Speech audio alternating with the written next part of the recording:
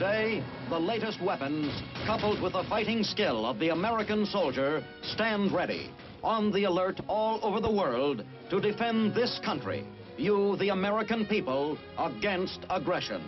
This is The Big Picture, an official television report to the nation from the United States Army. Now, to show you part of the big picture, here is Sergeant Stuart Queen. Our story today is about the American soldier in France. Perhaps it seems strange, then, that I introduce it by pointing to a port on the North Sea, the German city of Bremerhaven. Today, most American troops and supplies are channeled through Bremerhaven, the main supply port for United States forces in Germany. A quick look at a map reveals why. The Bremerhaven port of entry makes for a short supply line. But a look at the map shows something else about the Bremerhaven supply line, too.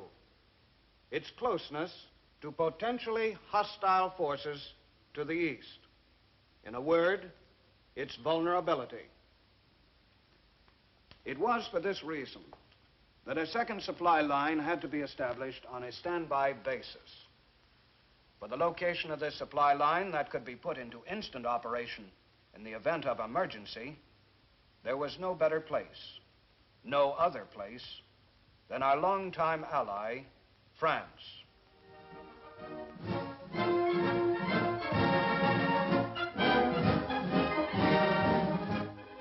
"5 o'clock in the afternoon at a small military installation somewhere in France, into an ancient courtyard marches a company of American troops. It is retreat, the traditional ceremony at sunset. When the day's work done, the flag is lowered. 2 flags fly overhead, the red, white, and blue, and the tricolor of France. And now a unit of French troops is drawn up at attention as the standards of 2 allied nations are slowly drawn down.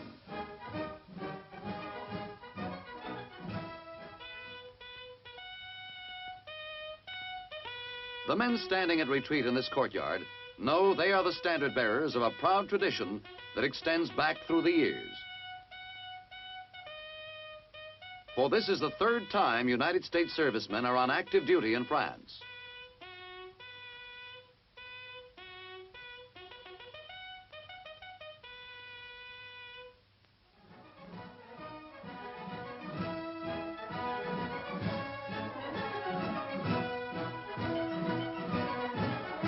The first time in World War I, 2 million American soldiers spearheaded a mighty force that drove out the German invaders.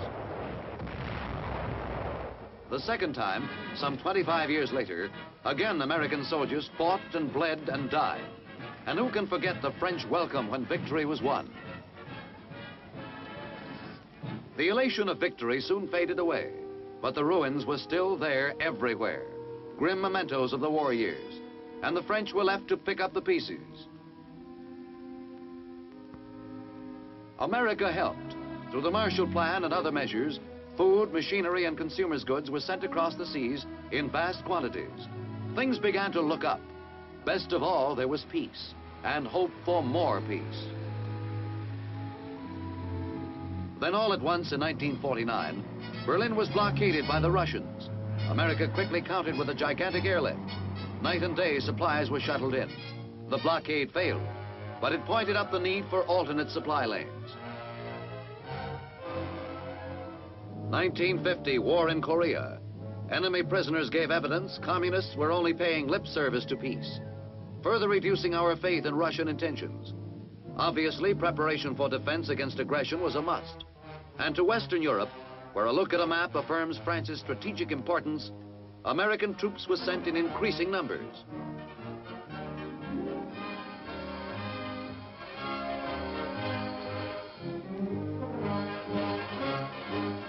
Many of them were sent to France. Now our presence in France is something special for a military organization, as special as the unique monuments and buildings that connote La Belle France to all the world.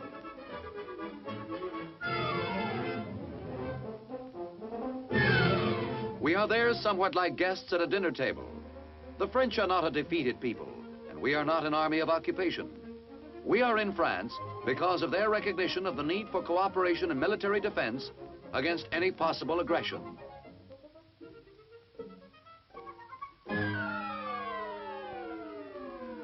All too many people think of France primarily in terms of the glittering nightlife of Paris. The pounding rhythms of the can-can, ooh la la, and gay Paris. Perhaps the flash and dazzle tend to obscure for foreigners the real France. A great agricultural nation, where in many areas, fertile black loam farms extend as far as the eye can see. France is also an industrial leader. Even though wars have hindered the growth of her industries, French production records compare favorably with those of any other country. French skill working at French machinery represents an important element in the defense production program of the free nations today. And its national shipping industry ranks with the topmost, and a proud French name is borne by more than one Queen of the Sea.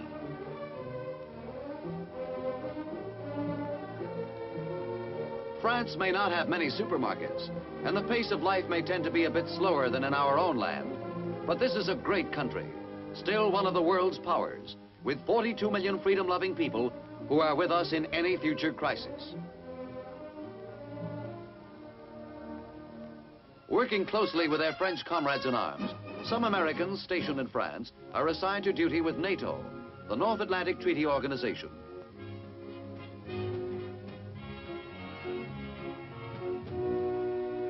But the bulk of American servicemen in France are attached to an organization known as COMZ, Communication Zone for United States Army in Europe. Headquarters are located in Orléans, about 70 miles south of Paris. With headquarters at Verdun, there is an advanced section in the northeastern part of France.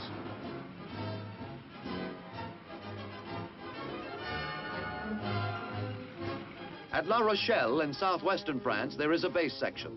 All told, 25 installations stretch across the heart of France, from the coastal ports to the German border. COMZ has one paramount mission, operating a supply line across France in support of U.S. combat forces in Germany. The task can be broken down into several functions: unloading supplies from ships that have crossed the ocean to French ports, storing supplies, everything the Army needs, and the modern Army needs just about everything. The supplies are stored snugly in sprawling depots, awaiting shipment eastward when needed.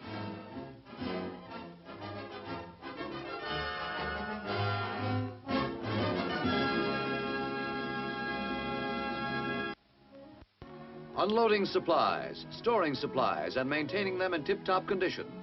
This is another key job performed by the men of COMZ, or French civilian employees under their supervision. Material is regularly examined. If in good condition, back it goes into stock. If not, if it has rusted or become obsolete, corrective action is promptly taken. Take a typical grenade maintenance section, for example. At the refusing area, grenades whose fuses have deteriorated from age and weather are made active again by the insertion of new fuses. Elaborate safety precautions are taken. After the fuse is set lightly in the grenade, it is placed on a cradle in a protective box, and with a few turns of a handle, the new fuse is tightly screwed into the grenade within the protective box.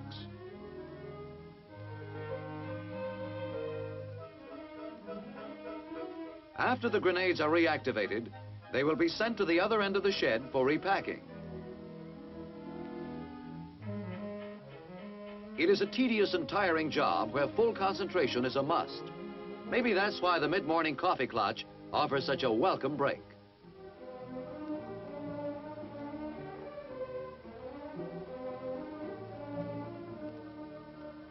Yes, supply maintenance means work, as is indicated by the piles of 5-gallon gasoline cans which dominate the landscape of many COMZ depots.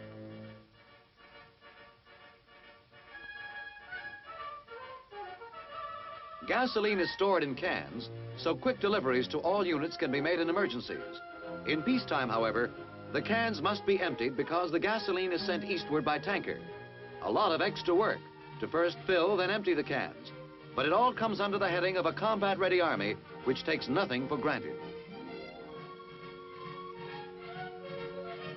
Since gasoline is difficult to store for long periods of time, and gradually loses its effectiveness in storage, a first-in, first-out system is closely followed.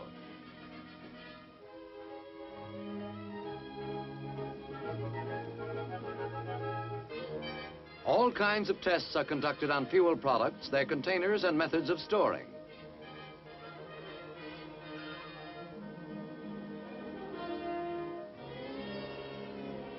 As a last step, the gasoline is poured carefully into the tanker bound for our forces in Germany.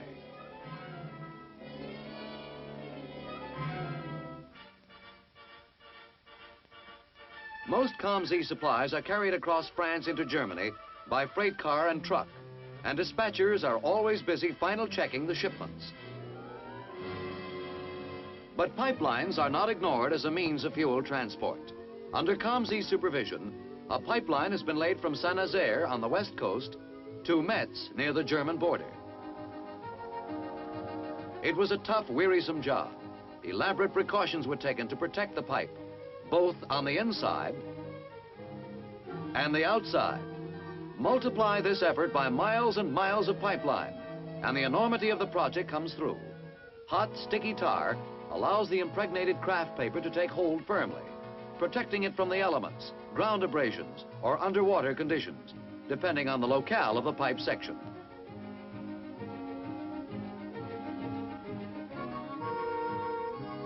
Sometimes the same job can be done much more efficiently by machine. And here's the same tar, the same paper, but so much easier now. As much as possible, COMZ pipe laying is in tune with today's spirit of automation. This giant primer can thoroughly clear 400 yards of pipe within a matter of minutes. Whatever the terrain, steep hills, swamps, city areas, or rivers, the pipeline is relentlessly pushed through, another channel in an assembly of supply lines to meet the needs of Western Europe's combat forces. An important aspect of the soldiers' activities comes under the heading of training. And training in France is often synonymous with a coined word, NODEX, New Offshore Discharge Exercises. NODEX is a training exercise that usually starts off at a briefing session where invited guests, NATO officers, civilian technicians, and key soldier personnel are informed of the specific problems of the exercise. In a shooting war, the use of ports and harbor facilities is often a luxury. That's the reason for NODEX operations, to train the COMZ organization to operate at various sites and discharge greatly increased tonnages without the use of fully developed port facilities.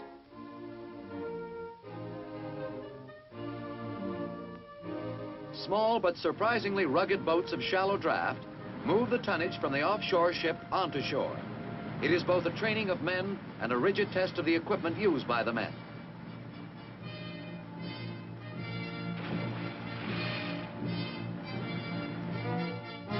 On the basis of these NODEX operations, recommendations may be proposed for changes in both equipment design and training techniques.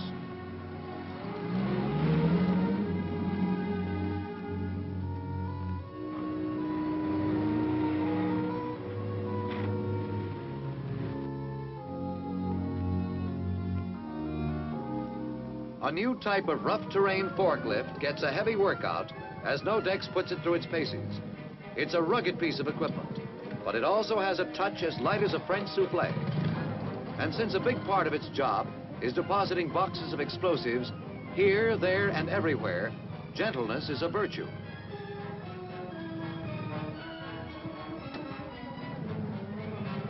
A very active form of locomotion in a NODEX exercise is the familiar duck.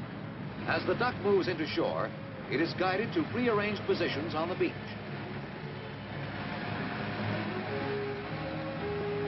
Cranes stand ready to unload the cargo into a line of waiting trucks. The trucks will carry the cargo to the railhead in the area. A mountain of materiel and every bit of it accounted for. NODEX men are everywhere.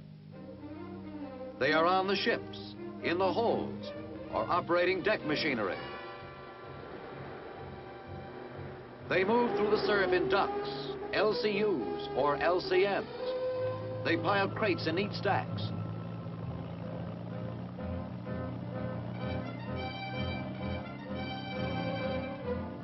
They work the cranes to load up the freight cars as quickly as possible so the railhead will not jam up. Yes, no-decks men are everywhere.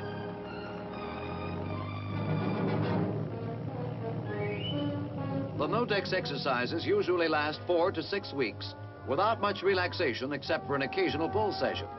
When there's a moment to spare, the soldier likes nothing better than resting those weary bones and getting some shut-eye. Yes, no-decks with more than a month of sustained practice in moving cargo across the beaches to our forward troops is strictly all work and no play. Whatever his duties, every soldier is fundamentally a fighting soldier. Throughout COMZ, bivouacs, hikes, firing exercises, and obstacle courses are frequent activities, all designed to toughen the men and keep them tough. All enlisted men and officers must pass physical fitness tests annually. A top-grade fighting man who is ready for anything, who knows soldiering from A to Z. That's one way to describe the COMZ soldier. Looking at the neat barracks, it's easy to forget that only a few years ago, conditions were nowhere like this. Since French property could not be commandeered, some camps were literally rooted out of forests and swamps, and are today healthy and comfortable places to live, work, train, and worship. Food is served in comfortable, cheery surroundings, and an honest effort is made to make the 3 per day necessity of eating less a need and more a pleasure.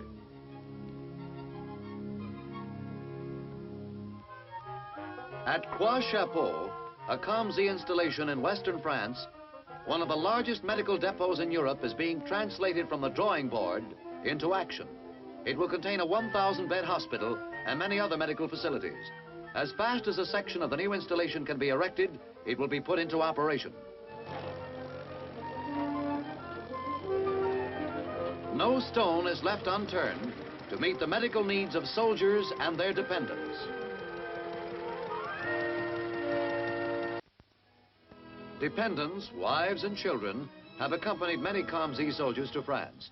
Usually soldiers living with their families find billets in French homes which they rent for the duration of their tour of duty. The housing shortage in France is acute, and sometimes the arrangements are not exactly ideal, but it's far better than the family being separated. The housing shortage affects the school situation too.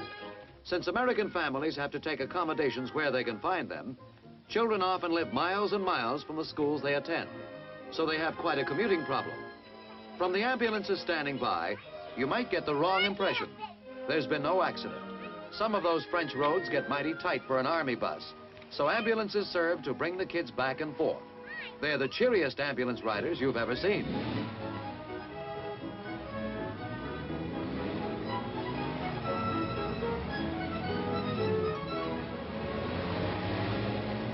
Every spring, the outdoor athletic season starts in earnest, with many a pleasant hour pegging that baseball around. In the fall, football and basketball take over. COMZ teams often meet French competition in elimination tournaments. While basketball is a more recent game in France than in our own country, the French team, here in the dark shorts, usually makes up in zeal what it lacks in polish, and our men have to hustle for every basket. And after the game, congratulations all around. Whatever side wins, score 1 for better French-American relations. One can hardly walk through a street in France, certainly one cannot live there, without partaking of that national institution, the Sidewalk Cafe.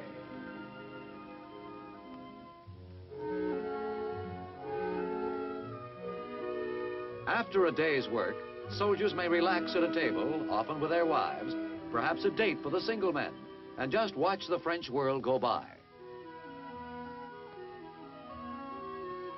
By some strange coincidence that has something to do with money, payday is often the occasion when men begin to most enjoy off-duty time. First of all, they will usually explore points of interest near their duty stations.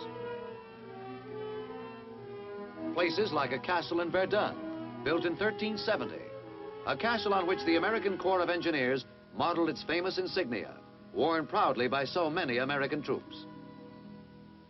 Off-duty time may be spent in Orléans, a colorful city drenched in the stirring legend of Joan of Arc, the Maid of Orléans. The city is dotted with tributes to her memory. Go to Orleans on Joan of Arc Day. It's a kind of Mardi Gras and the 4th of July rolled into one. Off-duty Americans are in the crowd watching a festive parade, including a modern Joan of Arc.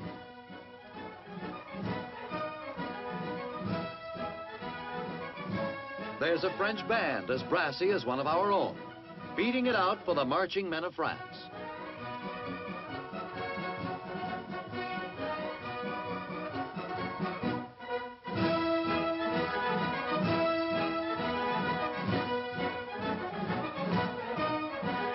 And now into the square comes an American unit, one very much on duty, here in a tribute to a great ally and a great day.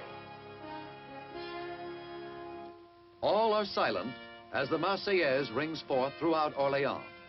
And then, into the heart of town, yes, and into the hearts of Frenchmen who line the streets, march the men of Comzy, paying their respects to the memory of Joan of Arc. The parade is over, but the festivities continue on throughout the city. An off-duty soldier may very well run into a street carnival. He feels right at home. The same music, the same kind of kids having a great time, the same atmosphere of fun and frolic. And they even have many of the same kind of rides as the carnivals back home. So why not go all out in one of the midget hot rides? And there are always beaucoup souvenirs to send home to mother and dad. But when it comes to a furlough, a stretch of time off time, the soldier in France will always head for Paris. There's no end of sights to see. Left bank or right bank. The soldier in France will do the town from top to bottom. And no better place to start than the top of the Eiffel Tower. Luckily for him, he won't have to climb. There's an elevator on hand to speed him upward.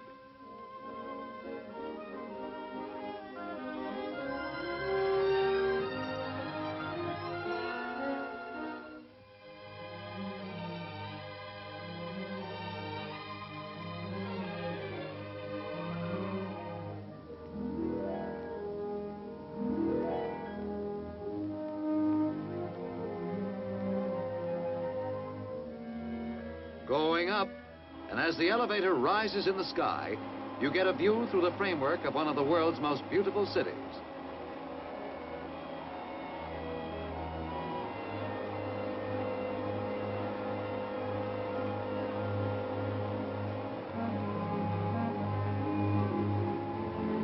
The view stays with you on the way down, and it will stay in your memory a long, long time. Nearby, another sight familiar throughout the world, and the Comzy soldier on furlough wouldn't dream of passing it by. The Arch of Triumph, a monument to victory, a memorial to the men who died in its quest. His leave over, back to duty. Whatever his rank, from general to private, the soldier in France is not only assuring a line of communication to our troops, he is working side by side with his French ally.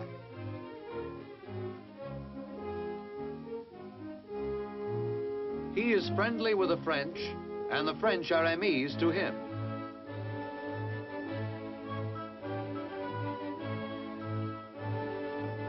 For the men of Comzy realize that this part of their job, working with the French, is an extremely important one.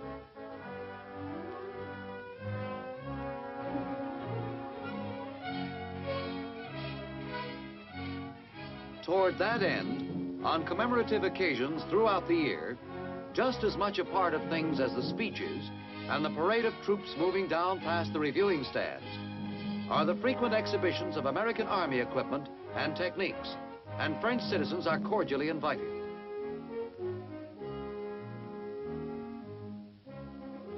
A model of a bridge, especially when a youngster walks carefully, very carefully across it, may seem a long way from Comzy's basic business. But it is all part of the all-out effort to maintain close, friendly, sympathetic relations with French people who are not only interested in our techniques, but in our welfare as well. So that is why on many an American holiday, you will see Americans march proudly down the streets of a French town.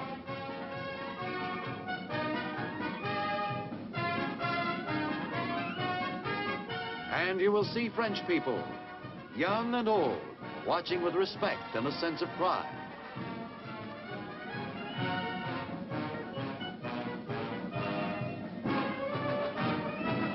They watch the men who man the supply lines, the men of COMZ, today's soldiers in France.